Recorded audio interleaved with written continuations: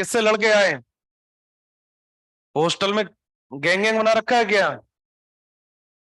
फिर गैंग है, क्या नाम रखा गैंग का? बिहार टाइगर। हाँ तो बेटा संभल के रहो, किसी दिन पुलिस उठा के जेल में डाल देगी बेटा। हाँ, सब भूत उतर जाएगा बेटा, ये गैंग गैंग का सब जो भी है 2 मिनट के अंदर। बहुत बच्चे जा चुके हैं यहाँ पर, ऐसे करते थे करतूते। ये सब ये लड़ाई दंगा मारपीट सब जो यहाँ करते थे बच्चे। अरे बताओ बेटा, आप कर लोगे क्या अब इसको? हाँ, अब बताओ बेटा, सबसे अधिक ग्रेटर किसकी है बेटा? O2 माइनस की। O2 माइनस के बाद किसका नंबर आएगा बताओ बेटा? ऑक्सीजन का आएगा कि फ्लोरीन माइनस का आएगा बेटा? फ्लोरीन माइनस का आएगा। फ्लोरीन माइनस के बाद किसका नंबर आएगा? ऑक्सीजन। किसका आएगा बेटा? ऑक्सीजन। ऑक्सीजन के बाद किसका नंबर आएगा? फ्लोरीन का। और बताओ बेटा एक्सरसाइज फर्स्ट में। एक्सरसाइज फर्स्ट में कौन सा बेटा? 73। Least ionisation potential will be of. जब भी कभी डिफरेंट एलिमेंट दे रखे हो इलेक्ट्रॉनिक कॉन्फ़िगरेशन को हमेशा लिखा करो बेटा। बेरिलियम+3 का, बेरिलियम का इलेक्ट्रॉनिक कॉन्फ़िगरेशन क्या होता है बेटा? एटॉमिक नंबर बोलो बेटा इसका कितना है? अरे 1s2 2s2 होगा क्या बेटा इसका? तो बेरिलियम 3+ का कितना होगा बेटा? 1s1 होगा कि नहीं होगा? कितना होगा बेटा? 1s1। और अगर मैं इसकी बात करूं बेटा, हाइड्रोजन, हाइड्रोजन का इलेक्ट्रॉनिक कॉन्फ़िगरेशन क्या है बेटा? 1s1। लिथियम 2+ का कॉन्फ़िगरेशन क्या है? इसका भी क्या होगा बेटा? 1s1। और इधर बचा है बेटा हीलियम+, बताओ इसका भी क्या होगा बेटा? 1s1। तो ये सभी चारों क्या है बेटा? Iso electronic species. अब चेक कर लो किसका जेड इफेक्टिव ग्रेटर है बेटा। अब इनको अरेंज कर लो ना, सबसे ग्रेटर जेड इफेक्टिव किस? सबसे कम हो गया हाइड्रोजन। हाइड्रोजन के बाद नंबर आएगा हीलियम+। हीलियम+ के बाद Li2+। Li2+ के बाद बेरिलियम 3+। तो आयनेशन एनर्जी भी सबसे ग्रेटर किसकी होगी? बेरिलियम 3+ की। और बताओ बेटा। अच्छा, लीस्ट पूछा गया है, मैंने ग्रेटर बता दिया, तो लीस्ट किसकी हो गई? हाइड्रोजन की। और बताओ बेटा एक्सरसाइज फर्स्ट में। एक्सरसाइज थर्ड ए में 55। कौन सा ऑप्शन बताना है इसमें? Ionisation energy IE1 of nitrogen is higher than that of oxygen. बताओ बेटा, नाइट्रोजन ऑक्सीजन में IE1 किसकी ग्रेटर है बेटा? नाइट्रोजन की। और IE2 किसकी ग्रेटर होती है? ऑक्सीजन की। अब चेक कर लो सही है कि गलत है। और बताओ बेटा एक्सरसाइज थर्ड ए में कौन सा? Exercise third A, exercise third A में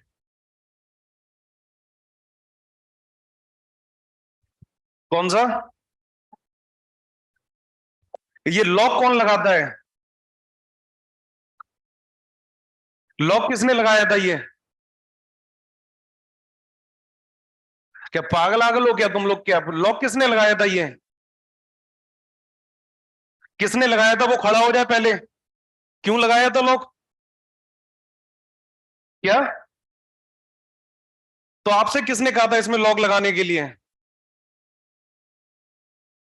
अब आगे से ध्यान रखना, ये सब काम मत किया करो बेटा यहां पर। मैं इधर पढ़ा रहा तब तक तुमने उधर लॉक लगा दिया।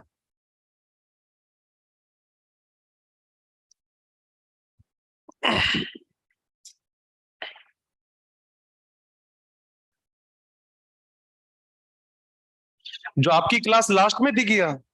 कल आप लोगों की क्लास है बेटा, मेरी क्लास है 5:25 से 6:50। टाइम टेबल में है क्या आपके कल की क्लास? तो कल आपकी क्लास है ना? मेरी मेरी क्लास है बेटा 5:25 से 6:50।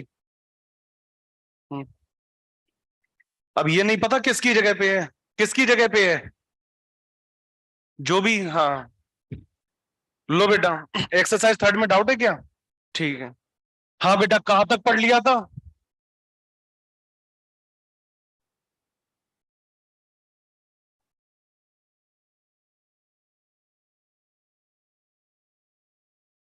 हाँ बताओ बेटा, कहां तक पढ़ लिया था? वैलेंसी तक।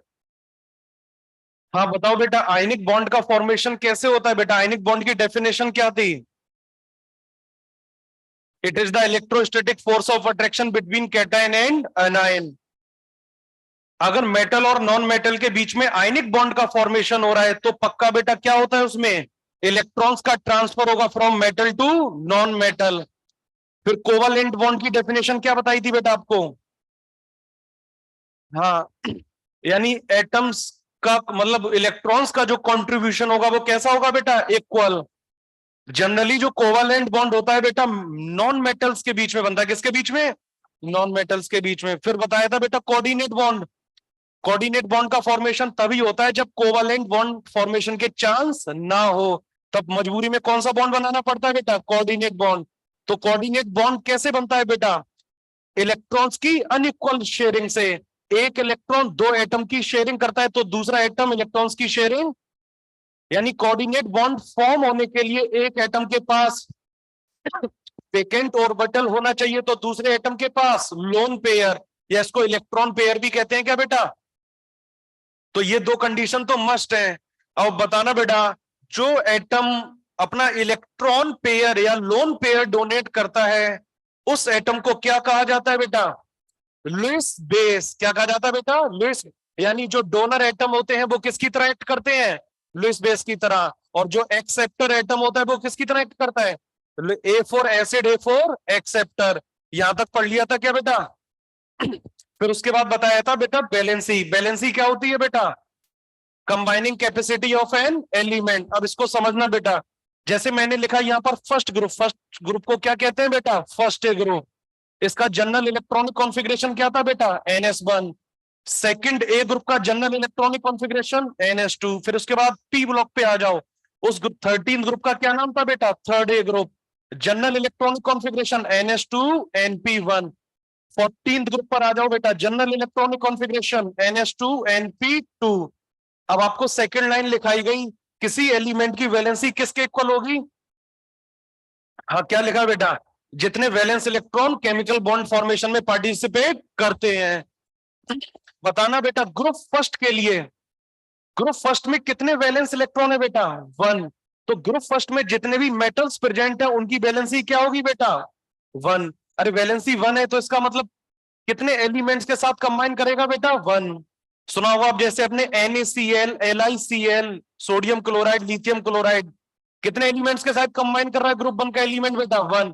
तो इसलिए बैलेंसी क्या हो गई बेटा, कुल मिला के बेटा अगर मैं कहूं वैलेंसी मतलब बता चुका हूं तुम्हारे को मूल कंसेप्ट में क्या बताया था, हर एलिमेंट की टेंडेंसी क्या होती है, वो अपना कॉन्फ़िगरेशन किसकी तरह कर ले बेटा, इनर्ट गैस की तरह। तो लिथियम के पास कितने इलेक्ट्रॉन है बेटा, 3। एक इलेक्ट्रॉन यदि वो लूज कर देगा तो उसके पास कितने इलेक्ट्रॉन रह जाएंगे, 2। तो बताया था ऐसा कुछ, तो कितने इलेक्ट्रॉन का ट्रांसफर हुआ है बेटा, तो इसलिए लिथियम की बैलेंसी क्या होगी बेटा, 1। अब जैसे क्लोरीन है बेटा, क्लोरीन के पास कितने इलेक्ट्रॉन है, टोटल इलेक्ट्रॉन 17। यदि क्लोरीन एक एटम को इलेक्ट्रॉन को गेन कर ले तो बताओ बेटा क्लोरीन के पास कितने इलेक्ट्रॉन हो जाएंगे, 18। यानी वो अपने पास वाले इनर्ट गैस के जैसा कॉन्फ़िगरेशन हो जाएगा क्या बेटा। तो बताओ बेटा क्लोरीन की वैलेंसी क्या होगी बेटा, 1।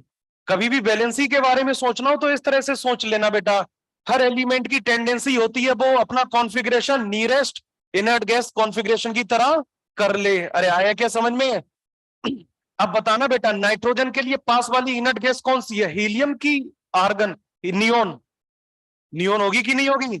नाइट्रोजन के पास टोटल इलेक्ट्रॉन 7, तो कितने इलेक्ट्रॉन को गेन करेगा, 3, तभी तो 10 इलेक्ट्रॉन होंगे क्या बेटा।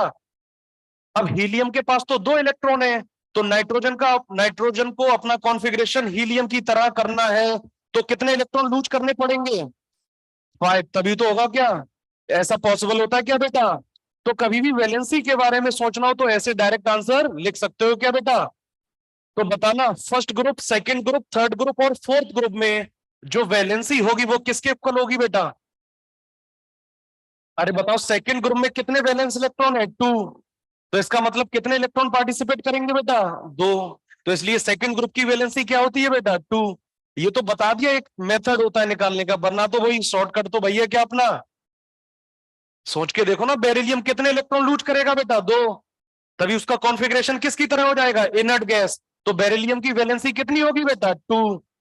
अगर मैथमेट मतलब इसको टेक्निकली कहें तो कैसे कहेंगे, valency will be equal to number of, हाँ बताओ बेटा, वैलेंस इलेक्ट्रॉन, ऐसा बोल सकता हूं बेटा क्या, number of valence shell electron. अरे आया क्या समझ में। अब इसके बाद कौन सा ग्रुप आएगा बेटा, फिफ्थ ग्रुप, इसका दूसरा नाम क्या है, फिफ्थ है। फिर कौन सा ग्रुप आएगा बेटा, 16 ग्रुप का दूसरा नाम सिक्स है। फिर क्या आएगा बेटा, सेवेंथ है। फिर आएगा 18 ग्रुप का नाम एट्थ है। क्या होता है बेटा, जीरो ग्रुप होता है क्या बेटा। इसका general electronic configuration NH2 NP3। इसका general electronic configuration NH2 NP4। इसका general electronic configuration NH2 NP5। इसका NH2 NP6। अब समझना बेटा, यहां पर नाइट्रोजन है, नाइट्रोजन कौन से ग्रुप का है बेटा, 15th ग्रुप या फिफ्थ ग्रुप का है कि नहीं है। नाइट्रोजन की वैलेंसी कितनी होती है, 3। कितनी होती है बेटा, उसको ऐसे ही सोचना, नाइट्रोजन कितने इलेक्ट्रॉन को गेन कर ले ताकि उसका कॉन्फ़िगरेशन किसकी तरह हो जाए बेटा, इनर्ट गैस। तो कितने इलेक्ट्रॉन गेन करता है नाइट्रोजन, तो इसलिए नाइट्रोजन की वैलेंसी क्या होगी बेटा, 3। तो यानी 15th ग्रुप के जितने भी एलिमेंट हैं उनकी वैलेंसी किसके इक्वल होगी, मतलब कितनी होगी बेटा, 3। अरे होगी कि नहीं होगी। लेकिन नाइट्रोजन में वैलेंस इलेक्ट्रॉन कितने हैं बेटा, 5। कंफ्यूज मत होना बेटा, नाइट्रोजन में कितने वैलेंस इलेक्ट्रॉन है, 5। नाइट्रोजन की वैलेंसी कितनी होगी, 3 होगी कि नहीं होगी। तो यानी मैं कह सकता हूं बेटा 15th ग्रुप से लेके 18th ग्रुप तक, या फिफ्थ ग्रुप से लेके 0th ग्रुप तक जो वैलेंसी होती है एलिमेंट की, वो इक्वल होती है बेटा 8 minus number of valence electron. लिख सकता हूं क्या बेटा, अरे लिख सकता हूं क्या बेटा। तो बताना बेटा 15 ग्रुप की वैलेंसी क्या होगी, 8 माइनस कितने वैलेंस इलेक्ट्रॉन है बेटा, 5। तो आंसर कितना आएगा, 3। आएगा कि नहीं आएगा बेटा, अरे आएगा कि नहीं आएगा, 3।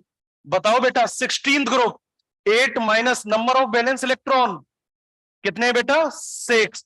तो 16th ग्रुप के हर एक एलिमेंट की वैलेंसी कितनी होगी, 2।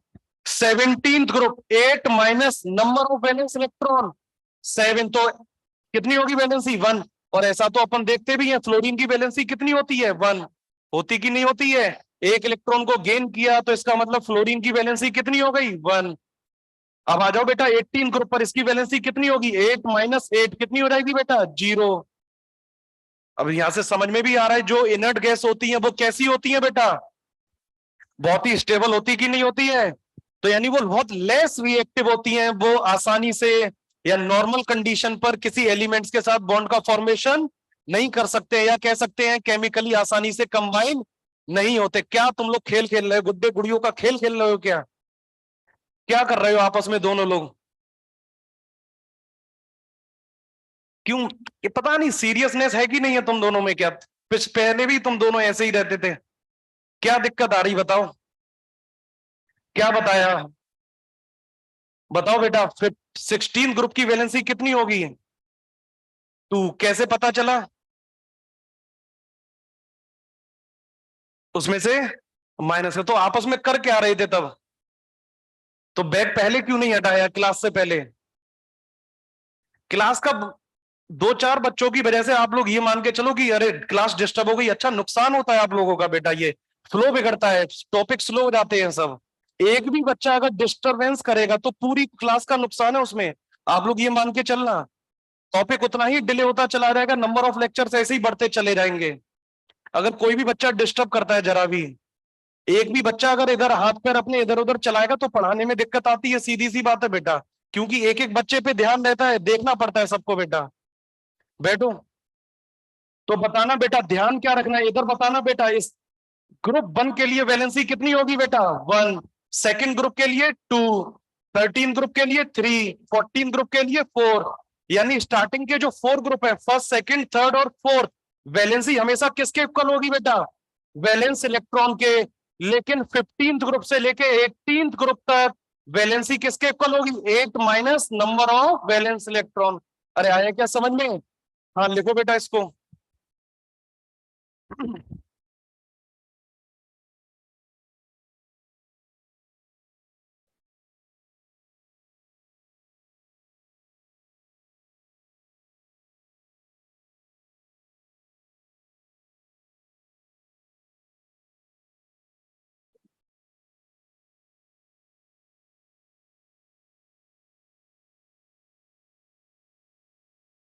ध्यान रखना, वैलेंसी अलग हो गया बेटा, वैलेंस शेल इलेक्ट्रॉन अलग बात है।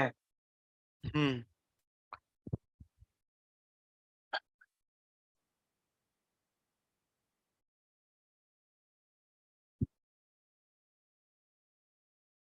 आपस में मत किया करो बात, बिल्कुल भी बात बंद किया करो, फुसफुसाहट की भी आवाज नहीं आनी चाहिए बेटा क्लास में। हम्म।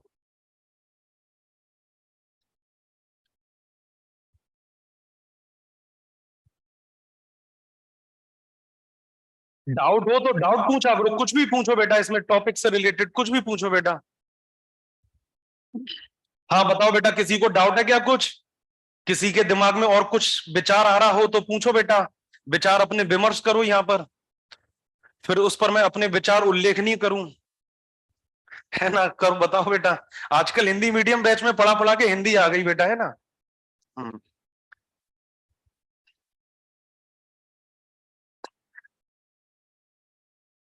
वैलेंसी को बोला जाता है वहां पर बेटा संयोजकता, और वैलेंस शेल को बोला जाता है संयोजी कोष के इलेक्ट्रॉन की संख्या, है ना बेटा? हाँ ऐसे ही चलता है हिंदी में बेटा, मैं खुद पहली बार पढ़ा रहा हूँ हिंदी में। चलो अब इसके बाद हेडिंग लगाना बेटा कोवैलेंसी।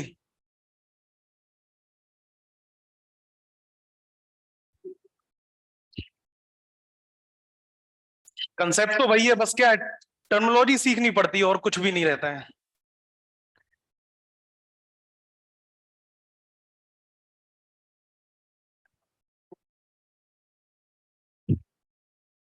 हाँ लिखना बेटा कोवैलेंसी लिखना। अच्छा रुक रुक जाना बेटा, कोवैलेंसी लिखने से पहले एक लाइन लिखना, थर्ड पॉइंट। अच्छा, दो पॉइंट आपको लिखा दिए थे क्या बेटा? यानी वैलेंसी के बारे में आपको दो पॉइंट लिखा चुका था, अब थर्ड पॉइंट आएगा बेटा। अच्छा, ये जो वैलेंसी होती है बेटा, दो टाइप की वैलेंसी होती है, कितने टाइप की? दो टाइप की। क्योंकि मेनली अपने पास दो टाइप के बॉन्ड पढ़ने होते हैं, एक तो कोवालेंट बॉन्ड और एक आयनिक बॉन्ड। तो कोवालेंट बॉन्ड के लिए जो वैलेंसी डिफाइन होती है उसको बोला जाता है कोवालेंसी, क्या बोला जाता है? और आयनिक बॉन्ड के लिए जब वैलेंसी को डिफाइन किया जाता है तो उसको बोला जाता है इलेक्ट्रोवैलेंसी, क्या बोला जाता है? हाँ, तो थर्ड पॉइंट लिखना बेटा,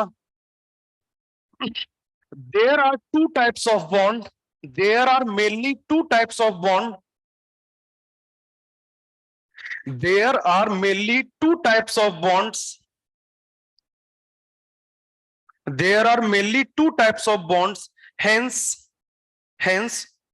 two types of valency are possible, hence two types of valency are possible। First है बेटा, फर्स्ट है इलेक्ट्रोवैलेंसी।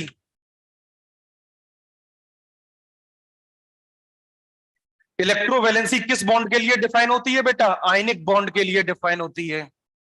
और सेकेंड टाइप की जो वैलेंसी होती है कोवलेंट बॉन्ड के लिए, उसे बोला जाता है कोवलेंसी। और ये किसके लिए डिफाइन है बेटा? कोवलेंट बॉन्ड के लिए डिफाइन है।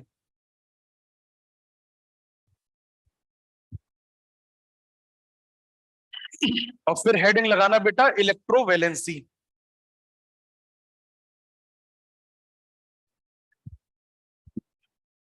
इलेक्ट्रोवैलेंसी, दो टाइप के मेनली बॉन्ड है, तो इसलिए बेटा दो टाइप की वैलेंसी डिफाइन होती है, आयनिक बॉन्ड के लिए इलेक्ट्रोवैलेंसी और कोवलेंट बॉन्ड के लिए कोवैलेंसी बेटा। इलेक्ट्रोवैलेंसी की डेफिनेशन लिखना सभी लोग। हाँ क्या कह रहे हो? इलेक्ट्रोवैलेंसी हेडिंग लगाना बेटा सभी लोग, और लिखना इसके बारे में इलेक्ट्रोवैलेंसी की definition, total number of electrons.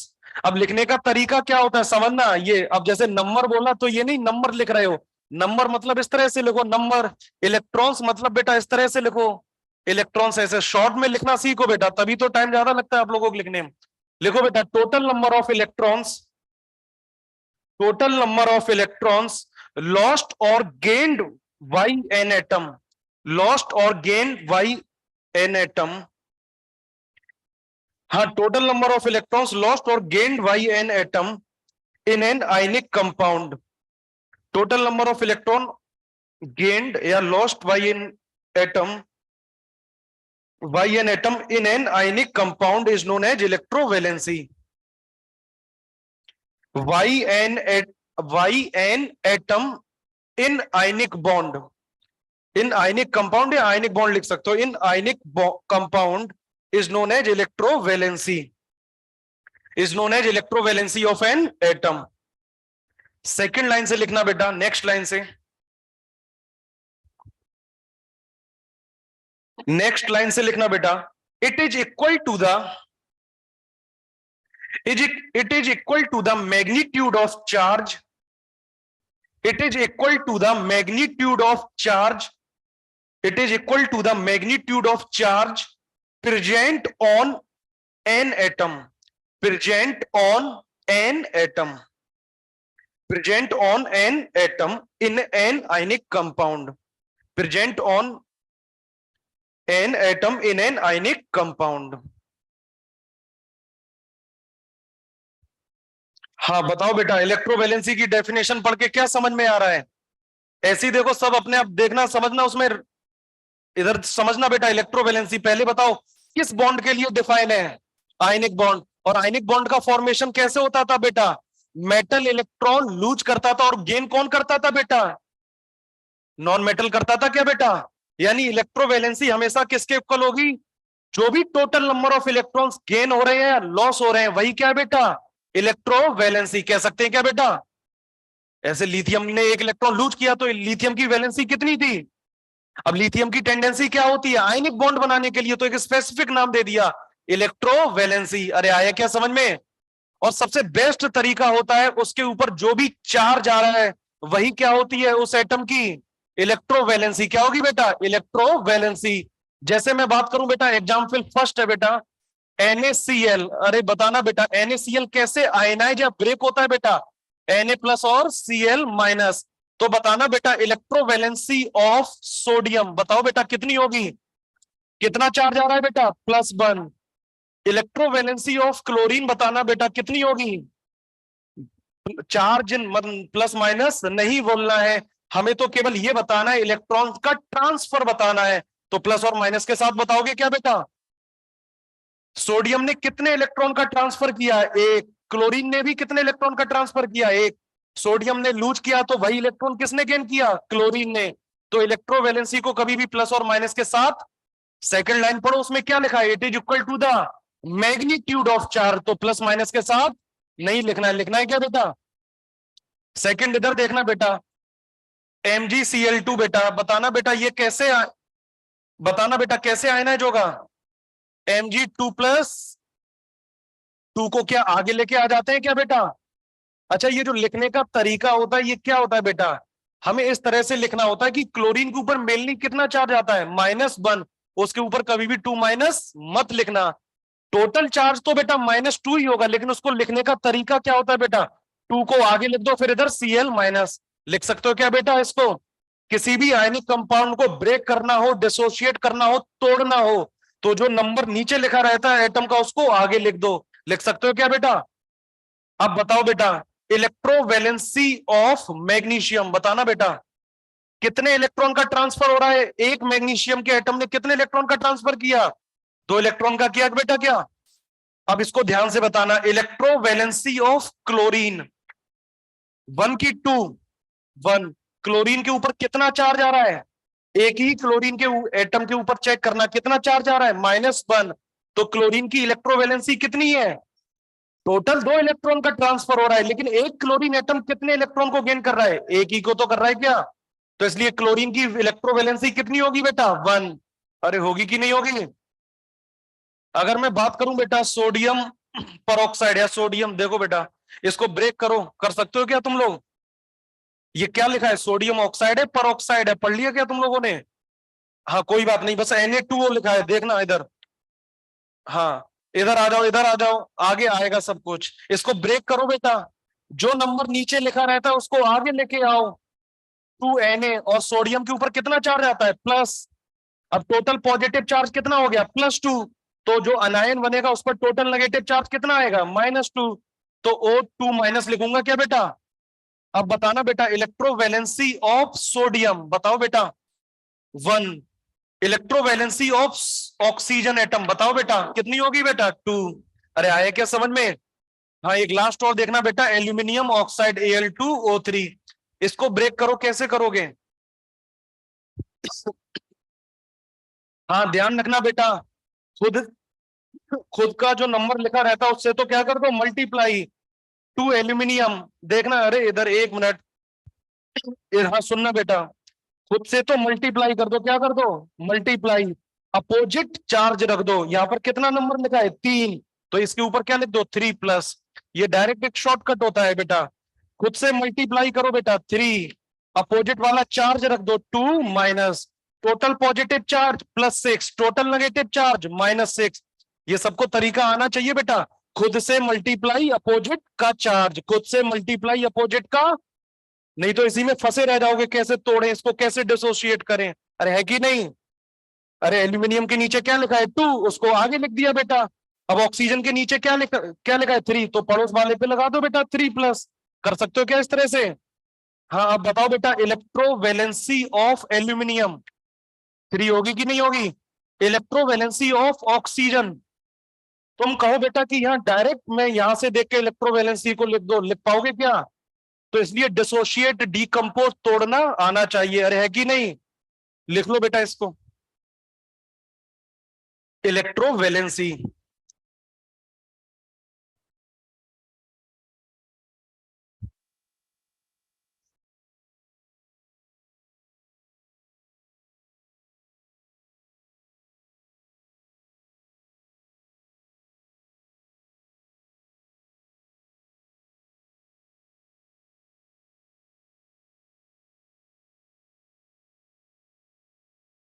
समझ में आया बेटा इलेक्ट्रोवैलेंसी।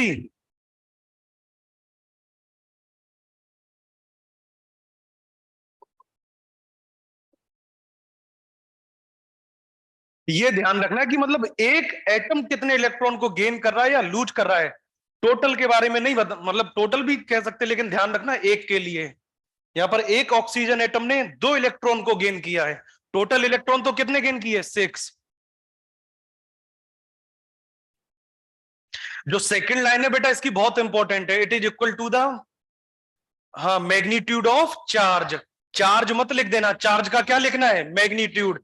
मैग्नीट्यूड का क्या मतलब होता है, केवल वैल्यू, न्यूमेरिकल वैल्यू लिखनी है, प्लस और माइनस नहीं लिखना है बेटा। अब आ जाओ बेटा कोवैलेंसी पर।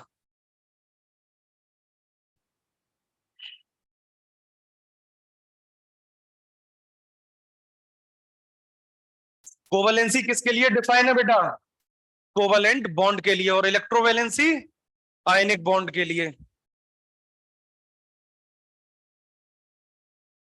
लिखना बेटा कोवैलेंसी की डेफिनेशन।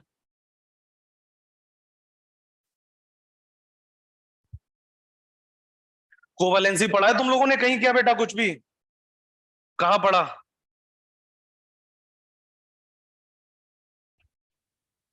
हाँ लिखो बेटा सभी लोग कोवैलेंसी की डेफिनेशन लिख लो, फिर समझाता हूं बेटा। लिखो बेटा डेफिनेशन लिखना।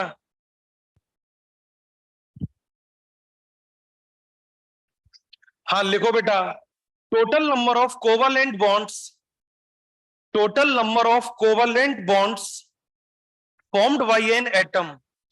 अब जो रह गया बोर्ड वाला रहने दो, पहले डेफिनेशन लिखो बेटा स्पेस देके। Total number of covalent bonds formed by N atom in covalent molecule, total number of covalent bonds formed by an atom in a covalent molecule, in a covalent molecule is known as, is known as, is known as its covalency, is known as its covalency.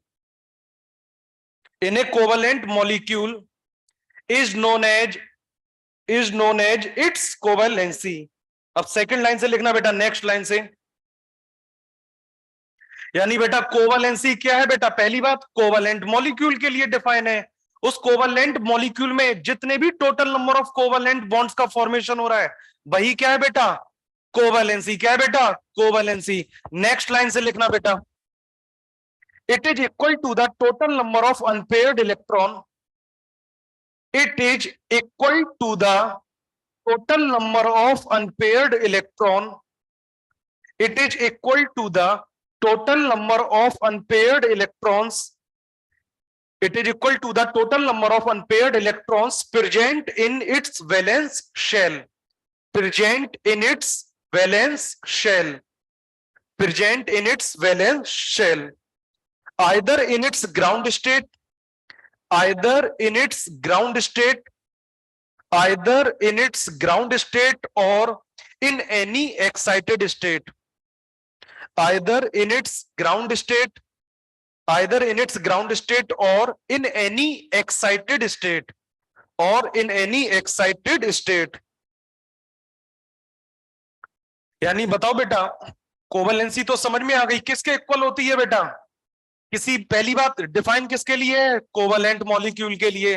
होती क्या है? जितने भी number of covalent bond का formation होगा वह क्या होगी? उस एलिमेंट की कोवलेंसी होगी कि नहीं होगी? ये तो मतलब हो गया, लेकिन इसको निकालने का तरीका क्या होगा? वो सेकंड लाइन में लिखा है। क्या लिखा है? It is equal to the total number of unpaired electron present in valence shell. तो इसका मतलब क्या है बेटा?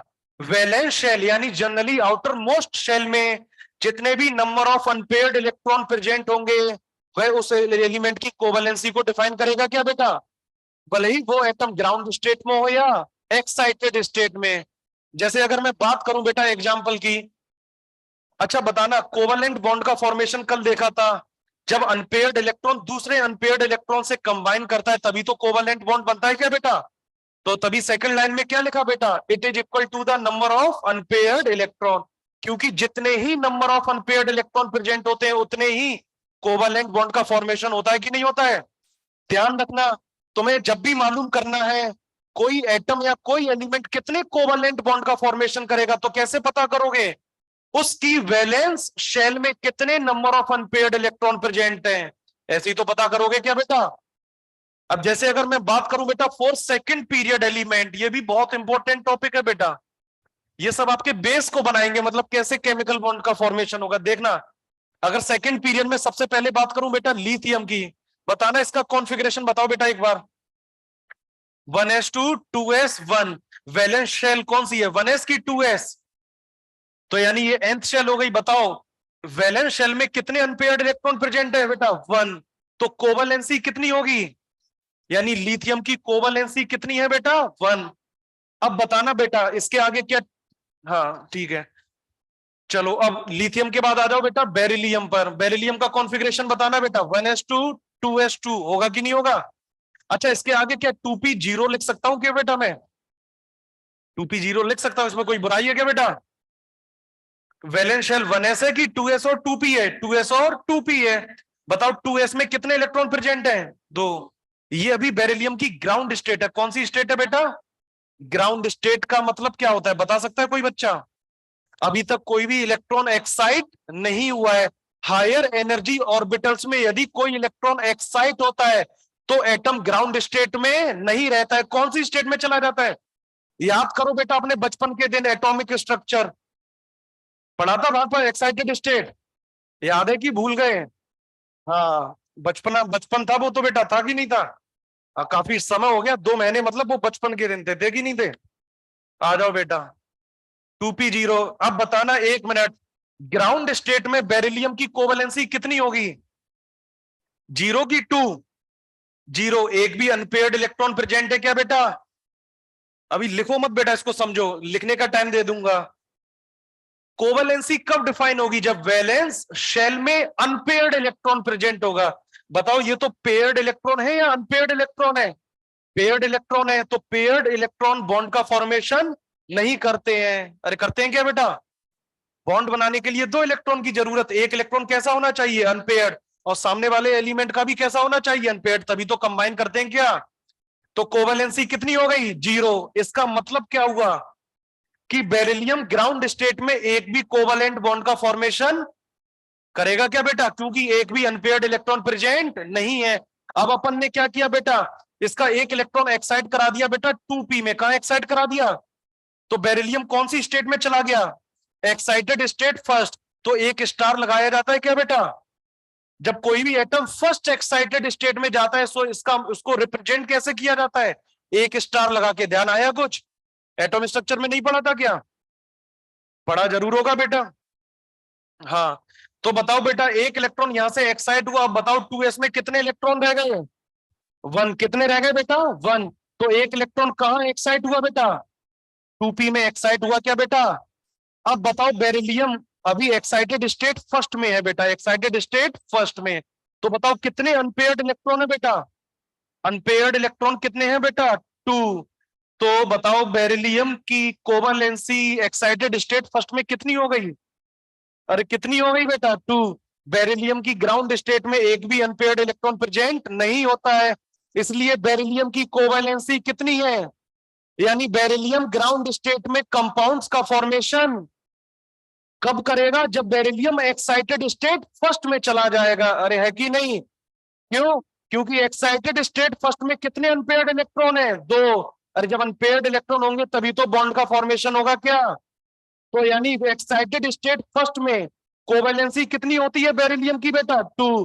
तो यानी बेरिलियम एक्साइटेड स्टेट में कंपाउंड्स का फॉर्मेशन करेगा या कोवेलेंट बॉन्ड का फॉर्मेशन करेगा, ग्राउंड स्टेट में नहीं करेगा। अरे आया क्या समझ में?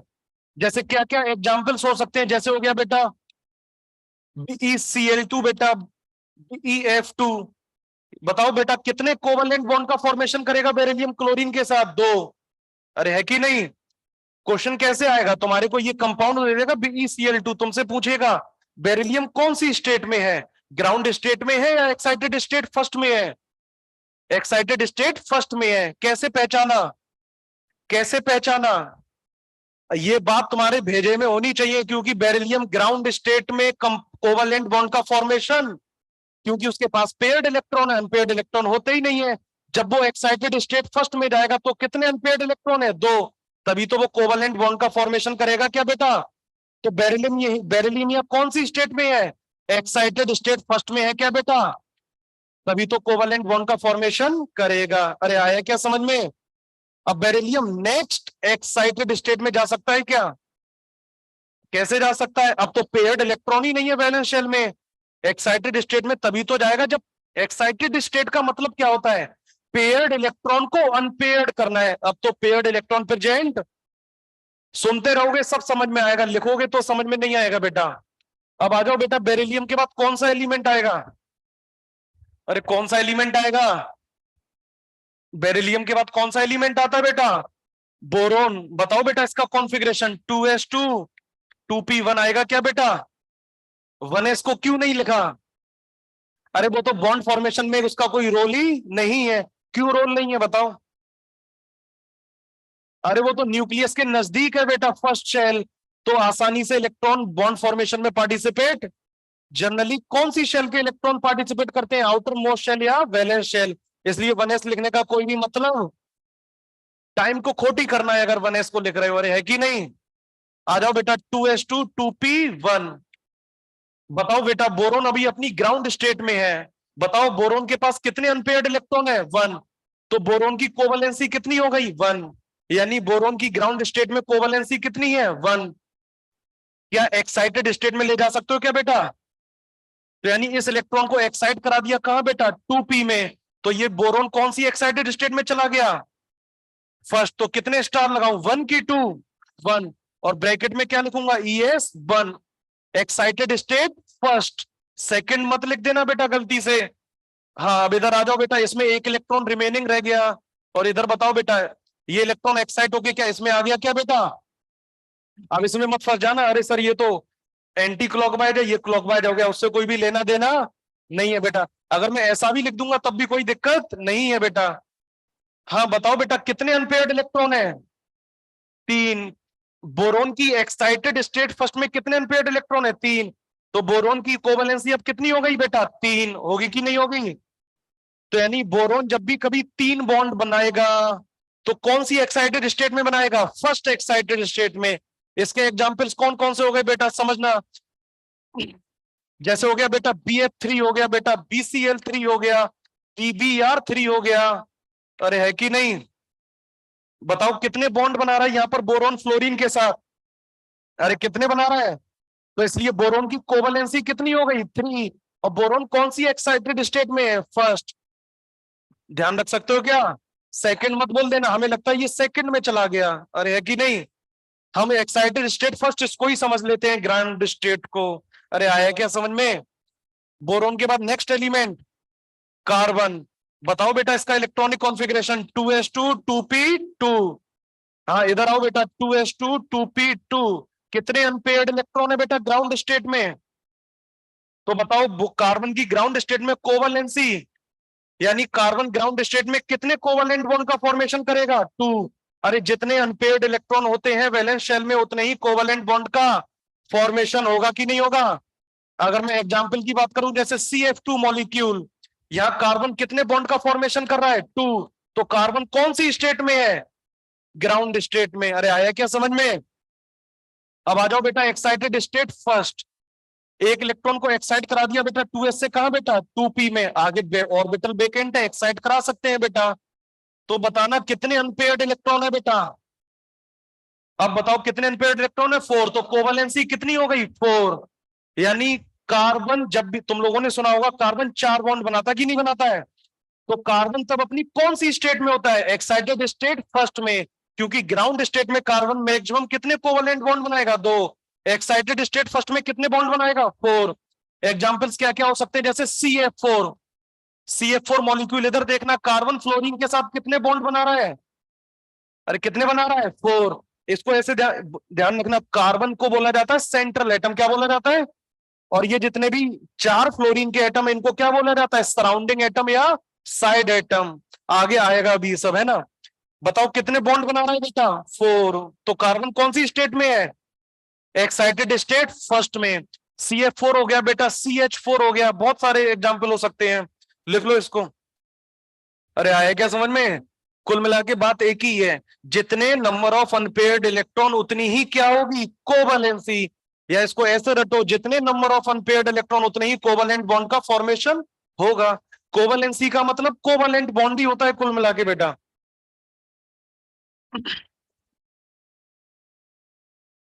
अरे आया क्या समझ में? हाँ लिख लो फटाफट। क्या वो बात कर लूं तब तक? बाहर क्या बोलेंगे? CH4 लिखा है ना? कार्बन, कार्बन को सेंट्रल एटम बोला जाएगा। अभी आगे हाइब्रिडाइजेशन पर आएंगे तब आएगा ये सब अच्छे से। अभी तो केवल केवल इतना सिखा रहा हूं बेटा, नंबर ऑफ अनपेयर्ड इलेक्ट्रॉन का आइडेंटिफिकेशन कराया जा रहा है तुम्हारे को बस। जितने नंबर ऑफ अनपेयर्ड इलेक्ट्रॉन उतने ही क्या होंगे? कोवैलेंट बॉन्ड बेटा।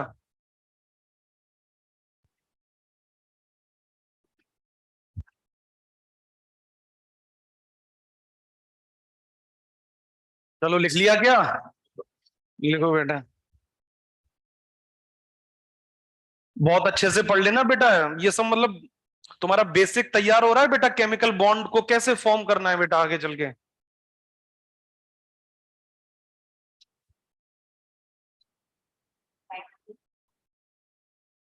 यानी जितने अनपेयर्ड इलेक्ट्रॉन उतने ही कोवैलेंट बॉन्ड का फॉर्मेशन होगा। लिख लेना कॉपी के ऊपर हिंदी में ये बात कहीं भी, जितने अनपेयर्ड इलेक्ट्रॉन उतने ही कोवैलेंट बॉन्ड का फॉर्मेशन होगा।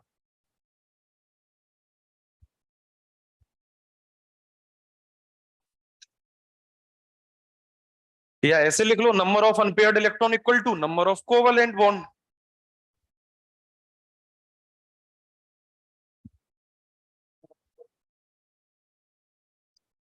यानी बेटा बेरिलियम ग्राउंड स्टेट में कोवैलेंट बॉन्ड का फॉर्मेशन नहीं करता है।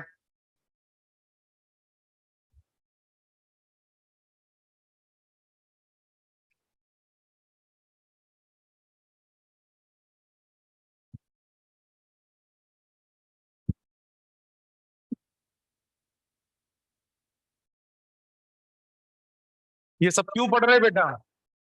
ताकि केमिकल बॉन्ड का फॉर्मेशन सीख सकें। क्योंकि एटम क्या होना चाहता है बेटा? स्टेबल। तो बॉन्ड बना के क्या रहता है बेटा? वो स्टेबल रहता है।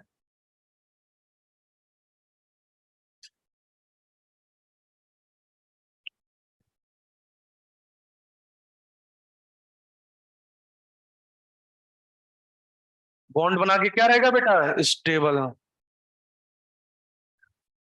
हाँ वो बात अलग है बेटा, अगर मोह माया को त्याग दे तो ऐसे ही स्टेबल रहता, रहता कि नहीं रहता? हाँ सन्यासी बन जाता, पहाड़ों पर होता कहीं बैठा। बाबा लोग ऐसे ही तो रहते पहाड़ों पर, देखा कि नहीं देखा?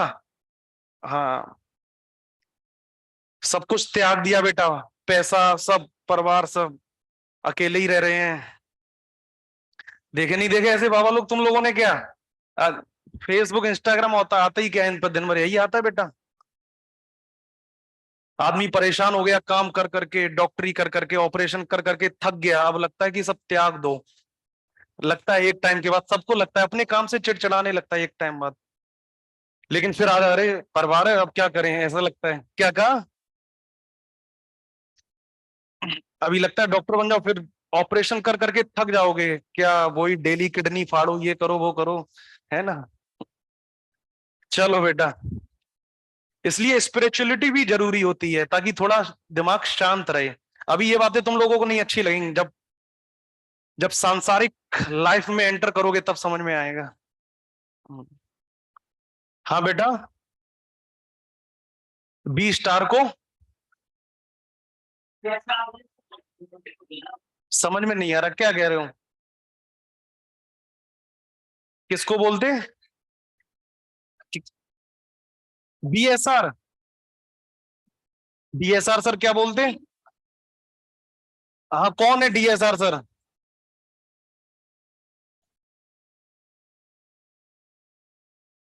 ये कौन से? अच्छा, बीएसआर सर क्या पढ़ाते ये? क्या नाम है इनका? अच्छा। अच्छा, भरत सिंह राणा सर। अच्छा, तो क्या कहते वो? अनुलोम विलोम करा करो। समझ में ही नहीं आ रहा, चलो आओ बेटा तुम इधर।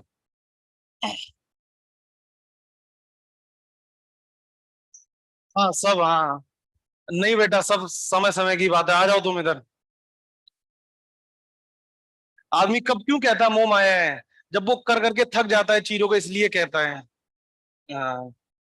अभी तो तुम्हारा करियर स्टार्ट ही हुआ है बेटा, है ना। जब आदमी सब मजे ले लेगा तब उसके बाद कहता है मोह माया है बेटा, है ना। हाँ। कार्बन के बाद आ जाओ बेटा नाइट्रोजन पर। हाँ। हाँ बताओ बेटा, इसका कॉन्फ़िगरेशन बताना बेटा। 2s2 2p3। 2s2 2p3 बेटा।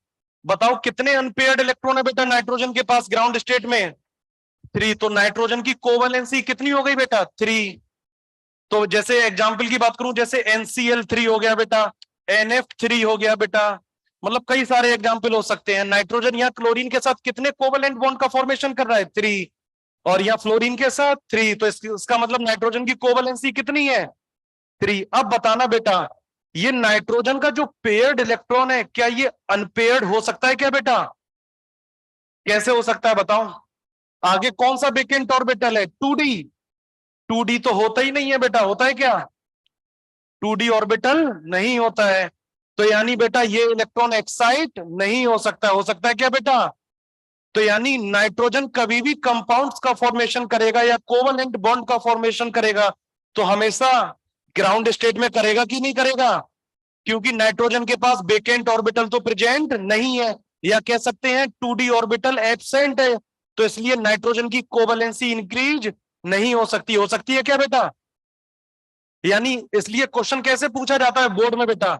NCl3 एग्जिस्ट करता है लेकिन NCl5 एग्जिस्ट नहीं करता है, इसके पीछे रीजन क्या है बताओ?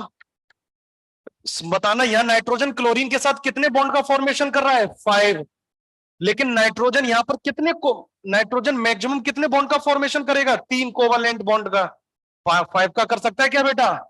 5 का करने के लिए इस पेयर्ड इलेक्ट्रॉन को क्या करना पड़ेगा आगे? अनपेयर्ड। लेकिन आगे तो कोई ऑर्बिटल प्रेजेंट नहीं है, तो रीजन क्या आएगा बेटा? NCl5 डज नॉट एग्जिस्ट लिखा है बेटा ये। ड्यू टू क्या लिखोगे बेटा? Due to absence of vacant 2d orbital लिख लो बेटा। Due to absence of vacant 2d orbital NCl5 exist नहीं करेगा, बोर्ड में पूछा जाएगा, यही रीजन लिख देना। Due to absence of vacant 2d orbital.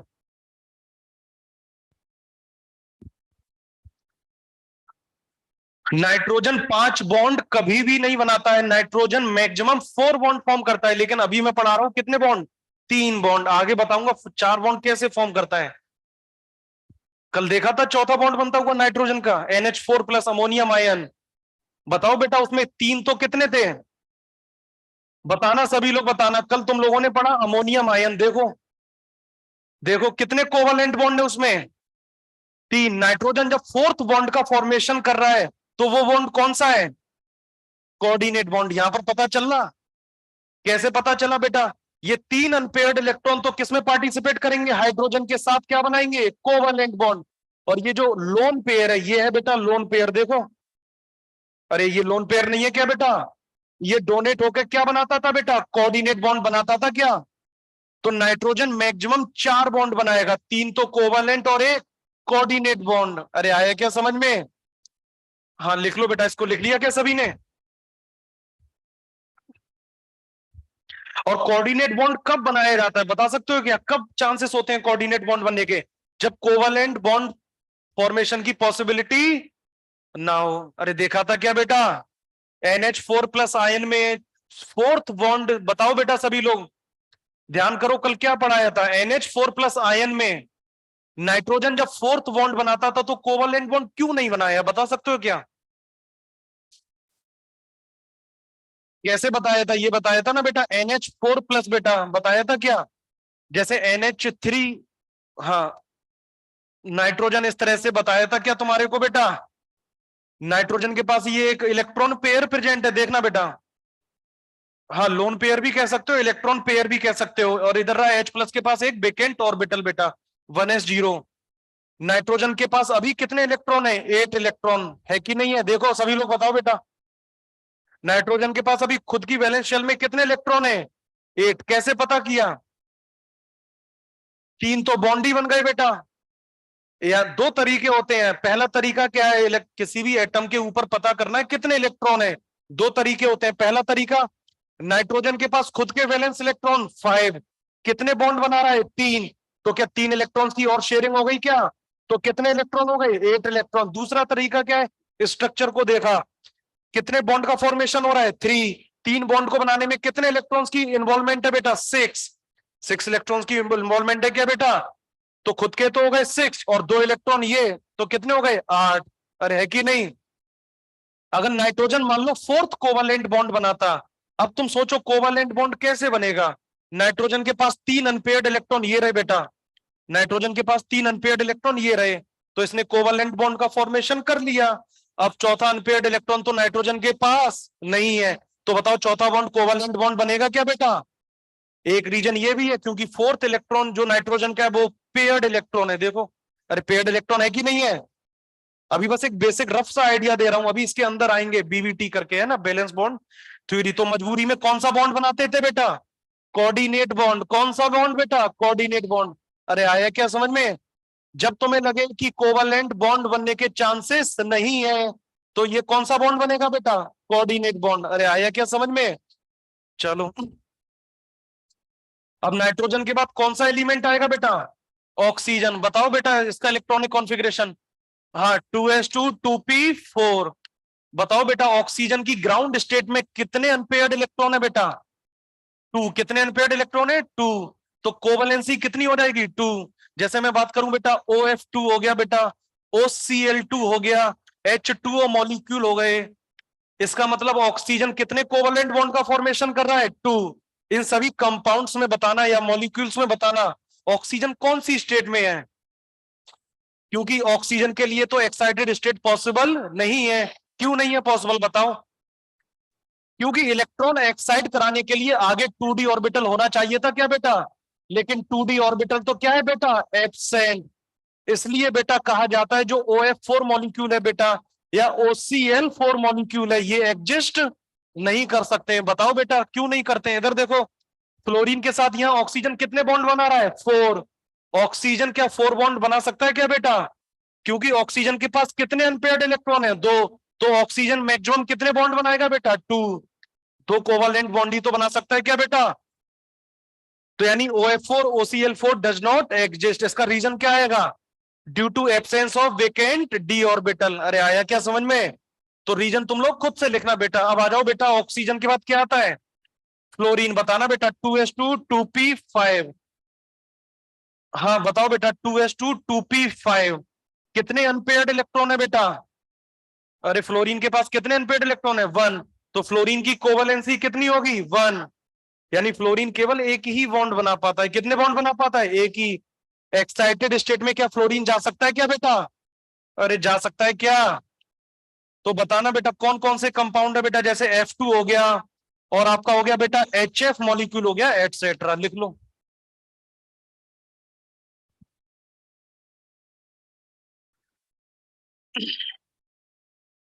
हाँ बेटा, ऑक्सीजन दो, मैंने बोला दो कोवालेंट बॉन्ड बनाता है, लेकिन ऑक्सीजन जब भी कभी तीसरा बॉन्ड बनाएगा लोन पेयर डोनेट करके कोऑर्डिनेट बॉन्ड बनाएगा। अभी उस पे आएंगे, अभी केवल समझाना है अनपेयर्ड इलेक्ट्रॉन। ओजोन, हाँ कहा तो भाई, तो कहा ओजोन O3 मॉलिक्यूल है ना, दो तो सेंट, अभी तो बॉन्डिंग पे घुसे भी नहीं है ना बेटा अच्छे से।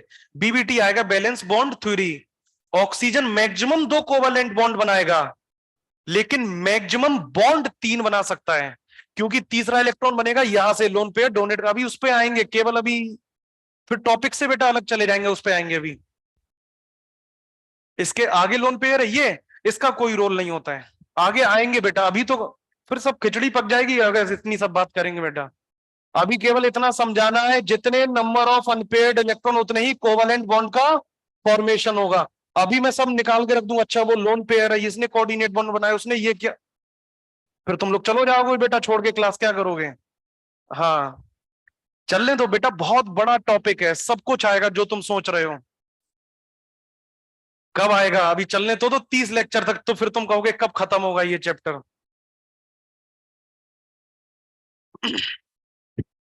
जब एक कोवलेंसी की बात की तो कोवलेंसी को सिखाएंगे, उसमें बीच में कोई टॉपिक डालने का मतलब है क्या बेटा।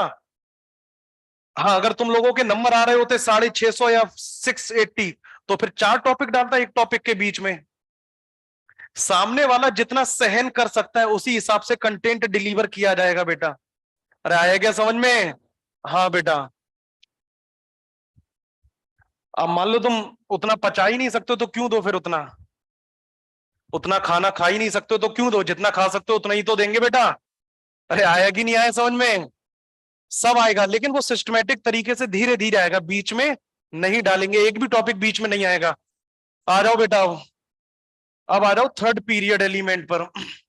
अच्छा, अगर नियोन की बात करना चाहे तो कर सकते हैं क्या बेटा। नियोन रहने दो, मत करो बेटा, थर्ड पीरियड एलिमेंट पे आओ।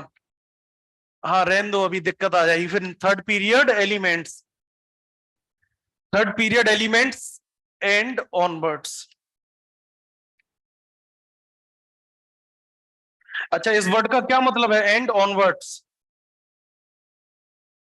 चलो, जैसे अगर मैं बात करूं बेटा फॉस्फोरस की, देखना सभी लोग इधर देखना, समझना बेटा। फॉस्फोरस का कॉन्फ़िगरेशन वैलेंस सेल का डायरेक्ट बताओ। कभी भी डायरेक्ट कॉन्फ़िगरेशन लिखना हुआ करे तो इनके ग्रुप नंबर के बारे में सोचा करो बेटा। ग्रुप नंबर कौन सा है, 15th। कुछ को मालूम ही नहीं अभी तक ग्रुप नंबर कौन सा है। कौन सा बेटा, 15 ग्रुप का general electronic configuration NH2 NP3। अब ये कौन से पीरियड का है, थर्ड, तो कॉन्फ़िगरेशन क्या हो जाएगा बेटा, 3s2 3p3। इस तरह से लिखा जाता है बेटा डायरेक्ट कॉन्फ़िगरेशन।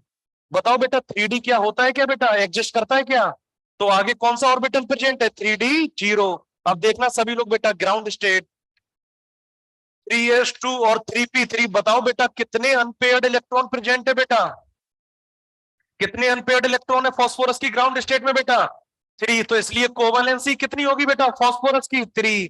यानी फॉस्फोरस जब ग्राउंड स्टेट में होता है तो कितने कोवलेंट बॉन्ड का फॉर्मेशन करेगा, 3। अगर एग्जाम्पल की बात करूं, जैसे PCl3 हो गया बेटा, PH3 हो गया, कई सारे उदाहरण होते हैं बेटा, और PBr3 हो गया, एटसेट्रा। यानी ध्यान रखना बेटा, फॉस्फोरस ग्राउंड स्टेट में कितने कोवलेंट बॉन्ड का फॉर्मेशन करेगा, 3।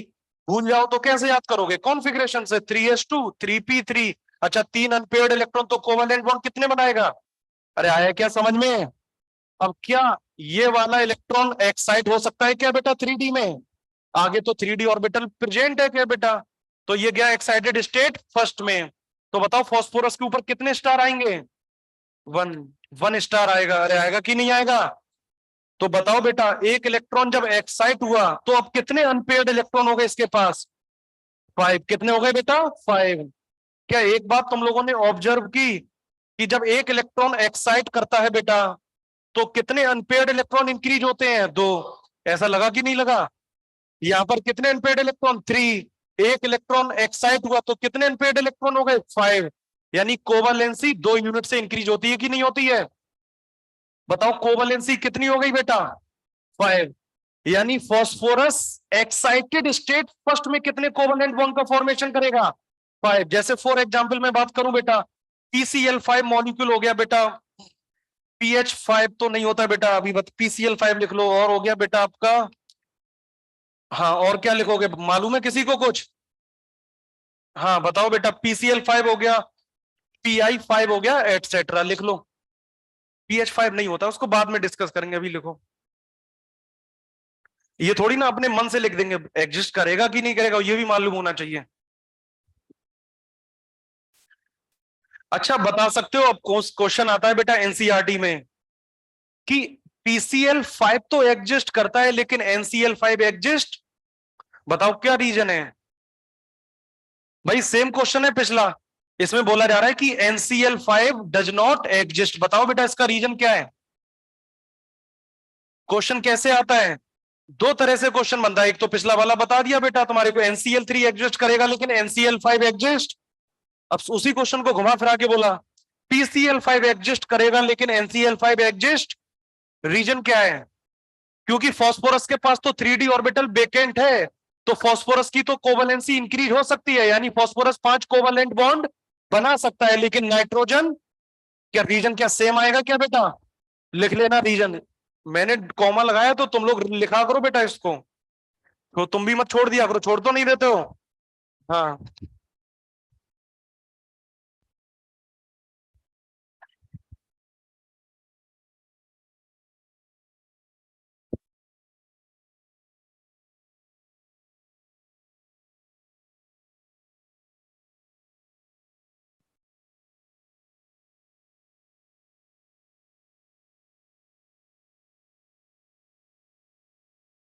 लिख लिया क्या सभी ने बेटा? रीजन लिख लेना बेटा, नाइट्रोजन के पास वेकेंट 2D ऑर्बिटल प्रेजेंट नहीं होता, या due to absence of vacant 2D orbitals nitrogen can not form 5 covalent bonds.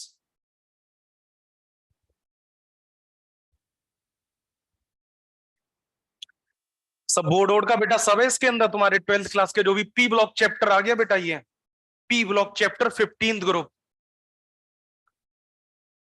अब तुम कहो वहां पर फिर से पढ़ाएं, वहां पर क्यों पढ़ाएंगे फिर से बेटा, जब यहां पढ़ा दिया? पढ़ाएंगे क्या बेटा इसको? वहां पर तो केवल तुम्हारे को रिएक्शनें सिखाई जाएंगी और कुछ भी नहीं सिखाया जाएगा। आ जाओ बेटा, सल्फर बताना बेटा, सल्फर का इलेक्ट्रॉनिक कॉन्फ़िगरेशन 3s2, सल्फर का कॉन्फ़िगरेशन कितना होता है बेटा? कितना होता है बेटा? 3s2 3p4, कैसे पता किया? चलो हाँ बताओ बेटा, कितने इलेक्ट्रॉन है यहाँ पर? दो। और बताओ 3p में कितने इलेक्ट्रॉन प्रेजेंट है बेटा? 4, 1 2 3 4। आगे क्या 3D ऑर्बिटल प्रेजेंट है क्या बेटा? बताओ बेटा, सल्फर की ग्राउंड स्टेट में कोवलेंसी कितनी होगी? सल्फर की ग्राउंड स्टेट में कोवलेंसी कितनी होगी बेटा? 2। यानी सल्फर ग्राउंड स्टेट में कितने बॉन्ड बनाएगा बेटा? कितने बॉन्ड बनाएगा बेटा? तो बताओ इसके एग्जाम्पल क्या क्या हो सकते हैं, जैसे मैं बात करूं बेटा H2S मॉलिक्यूल, बताओ सल्फर या हाइड्रोजन के साथ कितने बॉन्ड बना रहा है बेटा? और क्या हो सकते हैं बेटा? HCl2 molecule etcetera. यानी सल्फर जब दो बॉन्ड बनाता है तो कौन सी स्टेट में होता है? ग्राउंड स्टेट में। कौन सी स्टेट में होगा?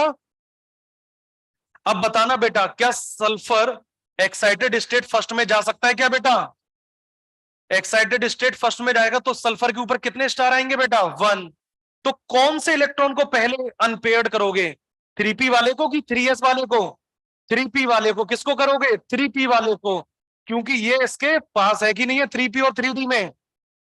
पास है, तो इससे क्या हो गया?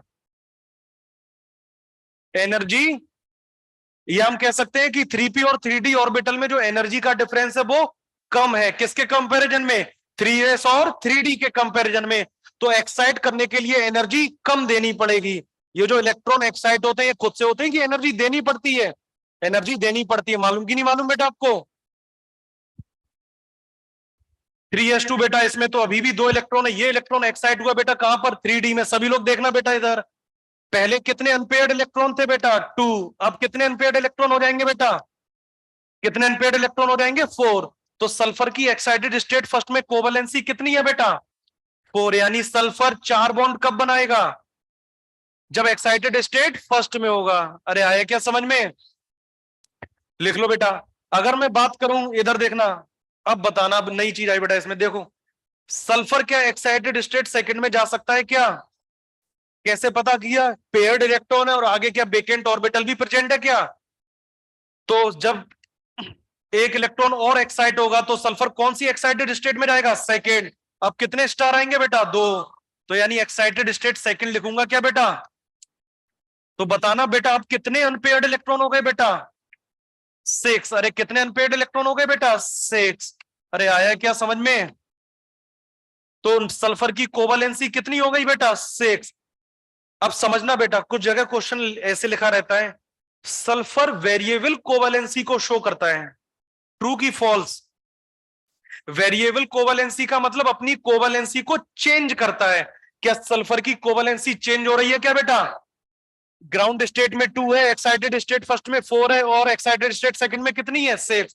अच्छा बताना, सेकंड पीरियड में ऐसा कौन सा एलिमेंट था जो वेरिएबल कोवलेंसी को शो नहीं करता है? बेरिलियम। बेरिलियम की केवल एक ही टाइप की कोवलेंसी थी, देखो कितनी कोवलेंसी थी बेटा? एक्साइटेड स्टेट फर्स्ट में केवल एक दो ही बॉन्ड बना रहा था क्या? तो यानी बेरिलियम वेरिएबल कोवलेंसी को शो। वेरिएबल कोवलेंसी का मतलब क्या है? कोवलेंसी क्या हो? चेंज हो। अरे 0 से 2 जा रहा है, ये क्या चेंज हो रही है? अरे चेंज कैसे हो रही है बेटा? 0 का मतलब है वो तो बॉन्ड ही नहीं बना रहा है। अरे कोवलेंसी 0, इसका कोई मतलब है क्या? अरे मतलब है क्या? हाँ। ऑक्सीजन क्या वेरिएबल कोवलेंसी को शो करेगा क्या? सोचो फिर। ऑक्सीजन क्या वेरिएबल कोवलेंसी को शो करेगा क्या? वेरिएबल कोवलेंसी का मतलब होता है कोवलेंसी उसकी चेंज हो। बताओ ऑक्सीजन की कोवलेंसी कितनी लिखाई बेटा तुम्हारे को? क्या मैंने 4 6 ऐसा कुछ लिखाया है क्या? तो इसलिए ऑक्सीजन फ्लोरीन नाइट्रोजन वेरिएबल कोवलेंसी को शो नहीं कर सकते हैं, लेकिन फास्फोरस सल्फर कर सकता है। अरे आया क्या समझ में? सल्फर के एग्जाम्पल क्या क्या हो सकते हैं एक्साइटेड स्टेट सेकंड में? जैसे हो गया बेटा SF6 हो गया, कई सारे एग्जाम्पल होते हैं बेटा। अरे बातें मत करो बेटा, SF6 हो गया बेटा, लिख लो इसको। और इधर हो गया बेटा SF4, लिखो लिखो इसको।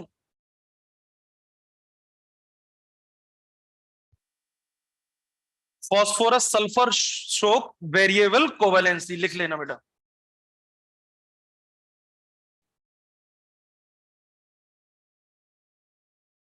यानी फॉस्फोरस की वैलेंसी बेटा कितनी हो सकती है? 3 भी हो सकती है और बेटा 5 भी हो सकती है। सल्फर की वैलेंसी कितनी हो सकती है? 2 भी हो सकती है, 4 भी हो सकती है और 6 भी हो सकती है।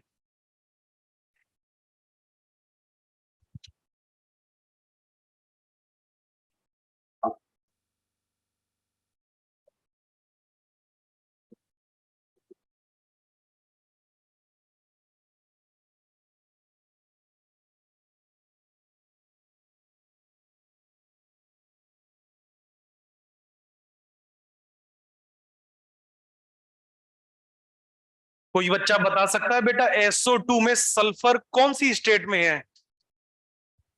Excited state. कैसे पता किया? चलो पहले लिख लो फिर एक्सप्लेन करता हूं, पहले लिख लो बेटा, लिख लो। हाँ लिखो लिखो, सब लोग लिख लिया सभी ने क्या? हाँ लिख लो।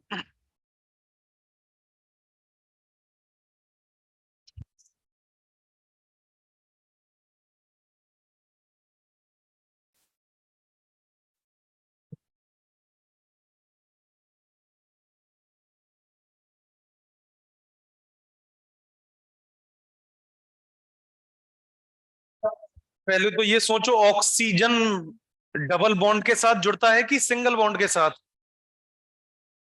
डबल बॉन्ड के साथ जुड़ता है कि नहीं जुड़ता है बेटा? क्यों? क्योंकि उसके पास कितने वैलेंस इलेक्ट्रॉन है बेटा? 6। तो 2 इलेक्ट्रॉन्स की जरूरत है क्या बेटा?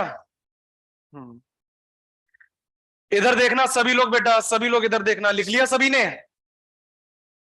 SO2 में बताना सल्फर कितने कोवलेंट बॉन्ड का फॉर्मेशन कर रहा है, 2 या 4? कितने कोवलेंट बॉन्ड का फॉर्मेशन कर रहा है?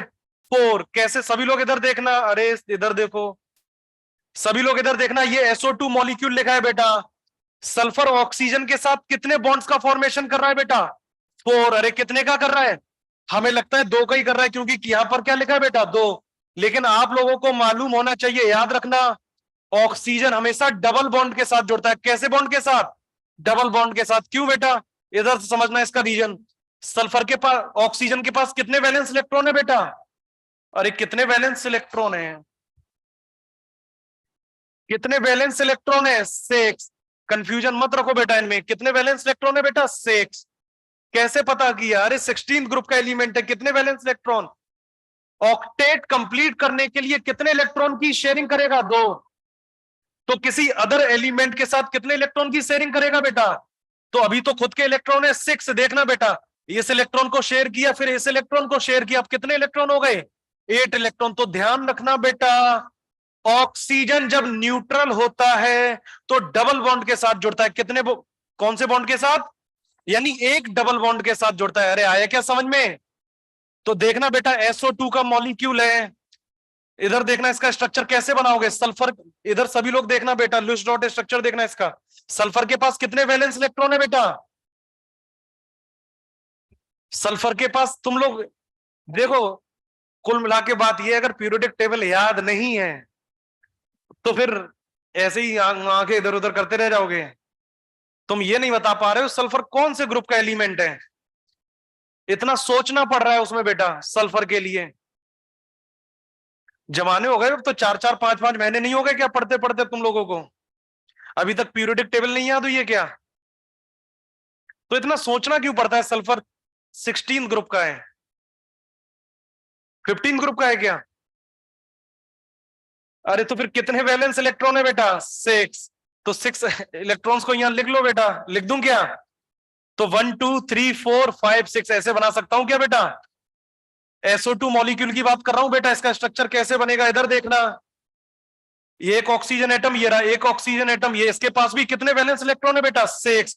1 2 3 4 5 6। इसके पास भी कितने इलेक्ट्रॉन है? 6। कितने बेटा? 6। ऑक्सीजन को कितने इलेक्ट्रॉन की जरूरत है? 2। तो क्या सल्फर के 2 इलेक्ट्रॉन्स के साथ शेयरिंग करेगा क्या बेटा? तो एक इलेक्ट्रॉन ये शेयर किया सल्फर का, फिर एक इलेक्ट्रॉन ये शेयर किया, अब कितने इलेक्ट्रॉन हो गए ऑक्सीजन के पास? 8 इलेक्ट्रॉन हो गए कि नहीं हो गए? अब बताना ऑक्सीजन के पास बेटा, इस मतलब ये इसका भी तो ऑक्टेट कंप्लीट होगा क्या बेटा? अब बताना सल्फर कितने बॉन्ड बना रहा है? 4 कोवैलेंट बॉन्ड है कि 2? तो यानी सल्फर 4 कोवैलेंट बॉन्ड कौन सी स्टेट में बनाएगा? Excited state. अरे आया क्या समझ में? हाँ तो लिख लो बेटा, इसके पास भी कितने इलेक्ट्रॉन हो गए? 8। तो कितने कोवैलेंट बॉन्ड हो गए बेटा? 4 कोवैलेंट बॉन्ड। लिखना चाहो तो साइड से लिख सकते हो इसको, मेन टॉपिक में मत लिखना, कॉपी के ऊपर लिखना बेटा इसको, SO2 को। बाद में बताऊंगा क्यों नहीं लिखवा रहा हूं वहां पर। अभी लिख लो, अभी तुम्हारे को बस 4 बॉन्ड दिखने चाहिए। कितने बॉन्ड दिख रहे बेटा? 4। तो सल्फर की कोवैलेंस यहां पर कितनी है? अरे जितने कोवैलेंट बॉन्ड है उतनी क्या होगी? तो सल्फर की कोवैलेंसी कितनी है यहां पर? 4 है। आंसर ही नहीं आता है सबका बेटा। अच्छा बोलते बोलते थक जाते हो क्या तुम लोग? फिर बोल मैं रहा हूं कि तुम लोग बोल रहे हो? तो तुम्हें तो बस हाँ या ना करना है बेटा, नहीं आ रहा है तब भी हाँ ना कर दिया करो, क्या दिक्कत है? ऐसा नहीं होता बेटा। अच्छा चलो लिख लिया क्या सभी ने? हाँ अब आ जाओ बेटा आयोडीन पर। कोई होनहार बच्चा है बेटा तुम्हारी क्लास में जो आयोडीन का इलेक्ट्रॉनिक कॉन्फ़िगरेशन बता दे? आयोडीन का कुछ कह रहे, ये तो सर हमने पहली बार सुना है आयोडीन। हाँ बताओ बेटा, आयोडीन का डायरेक्ट कैसे लिखूंगा वैलेंस शेल का इलेक्ट्रॉनिक कॉन्फ़िगरेशन? कोई बच्चा बता सकता है? खड़े हो मतलब स्टैंड, मतलब 76। पहले तो सोच तुम लोग, अगर ये सब क्या होगा बेटा? हाँ किसी की आवाज सही आ रही बेटा।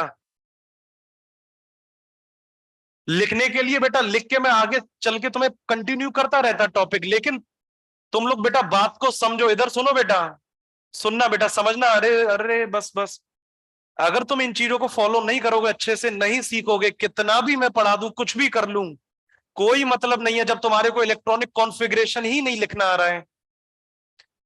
जैसे होता है ना बेटा, मतलब इनऑर्गेनिक केमिस्ट्री या ऑर्गेनिक केमिस्ट्री को बिना इलेक्ट्रॉनिक कॉन्फ़िगरेशन की हम कल्पना भी नहीं कर सकते बेटा, इसको समझ ले या सीख ले बेटा इस सब्जेक्ट को। बताओ बेटा क्या तरीका बताया था इलेक्ट्रॉनिक कॉन्फ़िगरेशन डायरेक्ट लिखने का? एक तो मैंने इनर्ट गैस वाला बताया था, प्रीवियस इनर्ट गैस। दूसरा क्या बताया? General electronic configuration. General electronic configuration ऐसी लिखवाया नहीं था कॉपी में, उसको अप्लाई करना होता है बेटा अपनी रोजमर्रा की जिंदगी में। कर सकते हो क्या? करो अप्लाई। बताओ बेटा आयोडीन कौन से ग्रुप का है, पहले तो ये बताओ। 17th ग्रुप का general electronic configuration NH2 NP5। Iodine का पीरियड नंबर 5। उंगलियां निकाल के कर लिया करो बेटा। Fluorine, chlorine, bromine, iodine. Fourth मत बोल लेना, सेकंड से स्टार्ट करना इसको फ्लोरीन को। तो यानी एन की वैल्यू कितनी हो गई? 5। अब आ गया नहीं आ गया डायरेक्ट बेटा, तो क्या आएगा बेटा? 5s2 5p5 आएगा कि नहीं आएगा बेटा? वरना लिखते रहो पूरी राम कथा बेटा 1s2 से। लिख लोगे क्या? ऐसे तो फिर कॉपियां भर जाएंगी तुम लोगों की। बेटा सीख लो इलेक्ट्रॉनिक कॉन्फ़िगरेशन। नहीं लिख पा रहे हो तो बेटा बहुत दिक्कत वाली बात है। मतलब आपको सीरियस होना पड़ेगा सब्जेक्ट में। जो जो आपको गाइडेंस यहां से दी जा रही है, ऐसा बोला जा रहा है कि ऐसा करो, तो वो करना पड़ेगा बेटा आपको, तब सब्जेक्ट को आप सीख पाओगे। आपको लगता है सर ने तो कह दिया क्या हो गया? ऐसा कुछ भी नहीं होता बेटा। जो बता रहे हैं मतलब सब्जेक्ट को आपको सीखने का प्रोसेस बताया जा रहा है बेटा, कि हर सब्जेक्ट को अपने तरीके से पढ़ा जाता है, अलग तरीके से पढ़ा जाता है। तो आपको मैं बार बार कह रहा हूं इलेक्ट्रॉनिक कॉन्फ़िगरेशन आना चाहिए, आना चाहिए। कुछ तो कोरे आयोडीन कहां से आ गया रे ये, है ना? ये कहा था, है ना? आ जाओ बेटा, है ना? हाँ आओ इधर बेटा मैदान में। इधर आगे क्या लिखूंगा? 5D0 लिख सकता हूं क्या बेटा? आओ इधर देखो बेटा, इधर देखो बेटा, है सिलेबस में है इसलिए पढ़ा रहा हूं। तो पढ़ो बेटा, इसको पढ़ो। हाँ तुम लोग बातें करने लग जाते हो बेटा। तुम्हें क्या बोरियत लग रही है क्या टॉपिक में? बोरियत लगेगी क्योंकि बहुत लंबा हो गया, इसलिए क्यों पढ़ा रहा हूं बेटा। सिलेबस में है। अगर मैं आयोडीन को छोड़ के निकल सकता था, मॉड्यूल में सवाल आता, फिर वो होता ही नहीं सॉल्व। होता क्या? तो तुम ये मान के चलो तुम्हारे को 11th क्लास से पढ़ाते ही नहीं, 11th क्लास समझ के। मैं तो ये समझता हूँ कि सब पढ़ा डालो बेटा जितना भी है। पढ़ना तो आज या नहीं कल तो है ही तुम्हारे को, है कि नहीं है? वरना नहीं कराते नर्चर में आयोडीन फायोडीन का कुछ भी नहीं कराते हैं। तो समझो बेटा, इधर देखो। हाँ तुम्हें एहसास होगा जब तुम 12th में पहुंचोगे, बस सर ने तो मुझे सब पढ़ा रखा है ना। जब और बच्चों को देखोगे ये तो पढ़ा ही नहीं, पता लगेगा। कभी भी नोट्स कंपेयर करके देख लेना बेटा किसी से भी। आ जाओ बेटा 5s2 5p5। हाँ इधर आओ बेटा। हाँ इधर आओ बेटा। कोवलेंसी कितनी है? 1। आयोडीन की कोवलेंसी कितनी है बेटा? 1। क्या एक्साइटेड स्टेट में इलेक्ट्रॉन जा सकता है क्या बेटा? तो ये वाला इस इलेक्ट्रॉन को एक्साइट किया बेटा, तो ये एक्साइटेड स्टेट फर्स्ट में चला गया बेटा। तो आयोडीन के ऊपर कितने स्टार आएंगे बेटा? 1। तो बताना बेटा कितने अनपेयर्ड इलेक्ट्रॉन है? कितने हो गए बेटा? ये इलेक्ट्रॉन एक्साइट हुआ तो कितने अनपेयर्ड इलेक्ट्रॉन हो गए बेटा? 3। तो बताना आयोडीन की एक्साइटेड स्टेट फर्स्ट में कोवलेंसी कितनी हो गई बेटा? 3। इसके एग्जाम्पल हो गए जैसे IF3 हो गया बेटा, ICL3 हो गया, एटसेट्रा। 17th ग्रुप के ये सब कंपाउंड है बेटा, इनको इंटर हेलोजन कंपाउंड बोला जाता है। ध्यान रखना, अभी बाद में डिस्कस करेंगे इसको डिटेल में। लेकिन IF3 ICL3 इस तरह के कंपाउंड्स भी होते हैं। अरे है कि नहीं? देखो दोनों एक ही ग्रुप के कंपाउंड हैं। आयोडीन भी 17th ग्रुप का है, फ्लोरीन भी। यानी हेलोजेंस हेलोजेंस के बीच में जब बॉन्ड बनता है तो उस टाइप के कंपाउंड को बोला जाता है इंटर हेलोजन कंपाउंड। ये अभी नहीं पूछेगा 11th में कोई तुमसे, लेकिन बोर्ड में पूछा जाता है तो कुल मिला के नीट के सिलेबस में ही क्या। अरे इंटर हेलोजन का मतलब क्या होता है? इंटर का मतलब दो, हेलोजन तो कौन से कंपाउंड हो गए? Inter halogen compound. अब इधर आओ, बताओ बेटा आयोडीन का एक्साइटेड स्टेट सेकंड में जा सकता है क्या बेटा? तो बताओ पेयर्ड इलेक्ट्रॉन को अनपेयर्ड कर दो, इस वाले को कर सकते हैं क्या बेटा? हाँ अब कितने अनपेयर्ड इलेक्ट्रॉन हो गए बेटा? 5। कितने अनपेयर्ड इलेक्ट्रॉन हो गए बेटा? 5। तो बताओ बेटा आयोडीन की कोवलेंसी कितनी हो गई? 5। इसके एग्जाम्पल हो गए IF5 या ICL5 एटसेट्रा, ये सभी इंटर हेलोजन कंपाउंड है। आयोडीन क्या एक्साइटेड स्टेट थर्ड में जा सकता है क्या बेटा? तो इस पेयर्ड इलेक्ट्रॉन को अनपेयर्ड कर दो तो आयोडीन के ऊपर कितने स्टार आ जाएंगे बेटा? 3। तो ये एक्साइटेड स्टेट कौन सी हो गई? थर्ड। तो कौन से पेयर्ड इलेक्ट्रॉन को अनपेयर्ड करोगे? इस वाले को करोगे बेटा। हाँ तो अब कितने अनपेयर्ड इलेक्ट्रॉन हो गए बेटा? 7 कितने अनपेयर्ड इलेक्ट्रॉन बेटा? 7। और तो कोवैलेंसी भी कितनी हो गई बेटा? कोवैलेंसी कितनी हो गई? 7। तो एग्जाम्पल हो सकते हैं IF7 हो गया बेटा ICl7। अरे आया क्या समझ में? यानी देखो आयोडीन कितनी सारी कोवैलेंसी को शो कर रहा है, 1 3 5 7। अच्छा एक बात को ऑब्जर्व की, जो कोवैलेंसी इंक्रीज हो रही है कितने यूनिट से इंक्रीज हो रही है? यानी जब एक पेयर्ड इलेक्ट्रॉन अनपेयर्ड होता है तो कितने अनपेयर्ड इलेक्ट्रॉन बढ़ जाते हैं? 2। लिख लो बेटा इसको।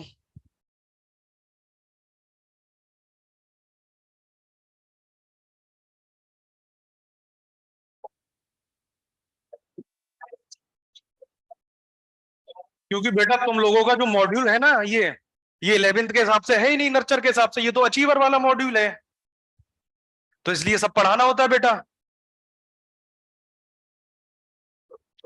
क्या हुआ? तभी नहीं होते जल्दी।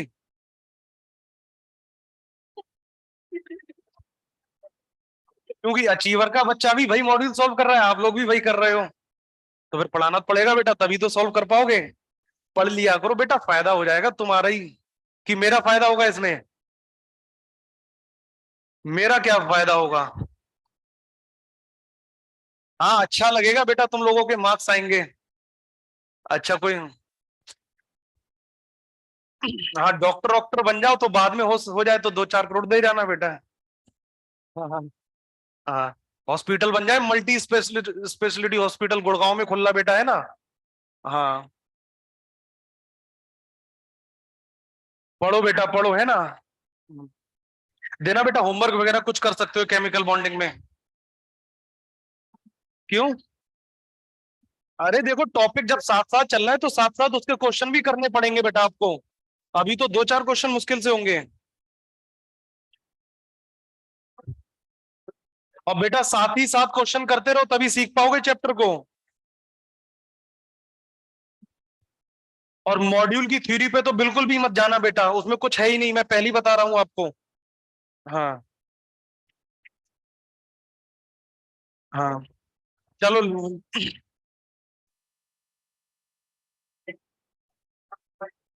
अब जैसे पहला क्वेश्चन है उसमें जो फोर्थ ऑप्शन है, ये तो अभी तक पढ़ा ही नहीं होगा आपने, देखो लाए हो क्या मॉड्यूल सभी लोग? हाँ चलो सेकंड क्वेश्चन लिखना बेटा, होमवर्क लिखो।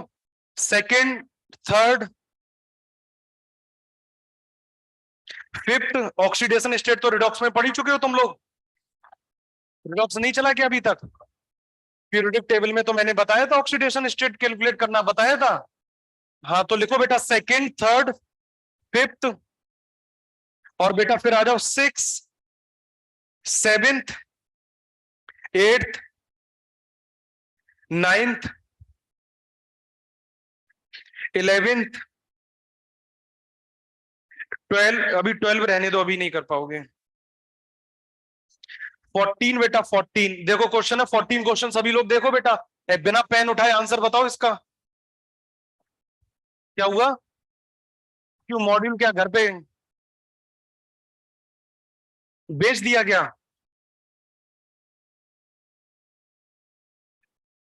मॉड्यूल कैसे? अरे यार जो सब्जेक्ट लग रहा है उसके मॉड्यूल तो लाया करो कम से कम। लिखो बेटा 14 15। अरे बेटा ये होमवर्क लिख लो, जो आज पढ़ाया है उसी से रिलेटेड सवाल है तुम्हारे को। अरे तुम लोग, हाँ 14 15 फिर आ जाओ बेटा।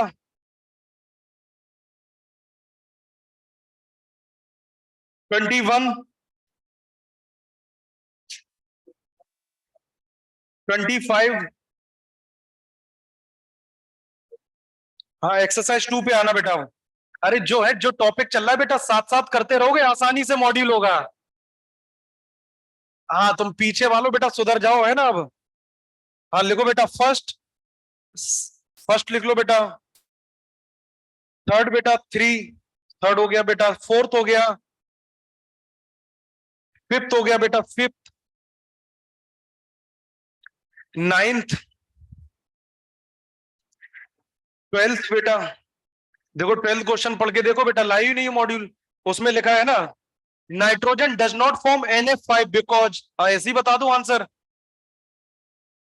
हाँ 13 बेटा 13th, जिनॉन के बारे में आज पढ़ाया नहीं है, लेकिन एक बार ट्राई करना बेटा, जिनॉन वाले कंपाउंड्स। चलो बेटा इतना ही कर लेना है ना। 12th के बाद बेटा 13th। बेटा साथ ही साथ करते रहना क्वेश्चन। तुम सोचो कि एक सप्ते बाद मैं करूंगा तो ये नहीं होंगे एक भी क्वेश्चन आपसे सॉल्व। जितना पढ़ा दिया जा रहा है बेटा उसको सॉल्व करते रहो साथ साथ। ठीक है, थैंक यू बेटा। बाय। बाय बेटा।